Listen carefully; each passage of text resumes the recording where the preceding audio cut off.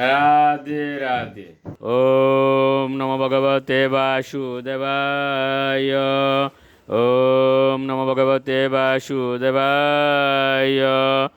ওম নমো ভগবতে বাসুদেবায়।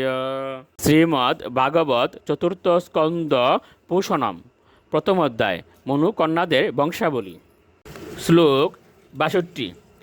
বৈতানিকে কর্মণি যৎ নাম বীর ব্রহ্মবাদিবীয় আগ্নেয় ইষ্টয়ু যজ্ঞে নিরূপন্তে অগ্নয়স্তু তে।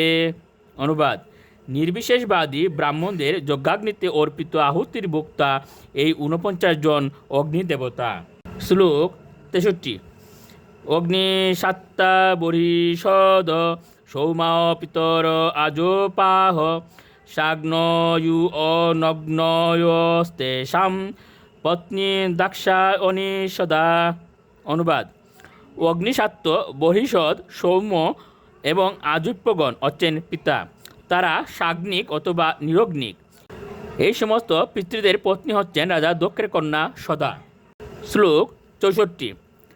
তেব্য দদার কন্যে দেবয়ূনাম দারিণীম সদা উবে তে ব্রহ্মবাদিনৌ জ্ঞান বিজ্ঞান পরাগে। অনুবাদ: সদা যাকে পিতৃদের সম্প্রদান করা হয়েছিল তার বয়ুনা এবং দারিণী নামক দুটি কন্যা হয়। তারা উভয়ই ছিলেন নির্বিশেষবাদী এবং দিব্য ও বৈদিক জ্ঞানে পারদর্শী। শ্লোক 65। ভবস্য পত্নী তু সতি ভবম দেবম অনুব্রতা আত্মন সদৃশম পুত্রম ন লেবে গুণশীলত। অনুবাদ: সতী নামক সুরস্তম কন্যাটি ছিলেন শিবের পত্নী। তিনি যদিও সর্বদা শ্রদ্ধা সহকারে তার পতির সেবায় যুক্ত ছিলেন, তবুও তার কোনো পুত্র হয়নি।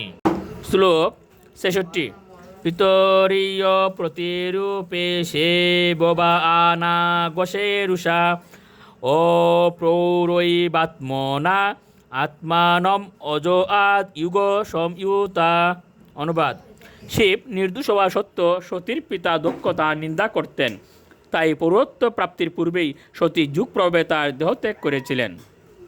ইতি শ্রীমদ্ ভাগবতের চতুর্থ স্কন্ধে মনু কন্যাদের বংশাবলী নামক প্রথম অধ্যায়ের ভক্তি বেদান্ত তাৎপর্য। রাধে রাধে।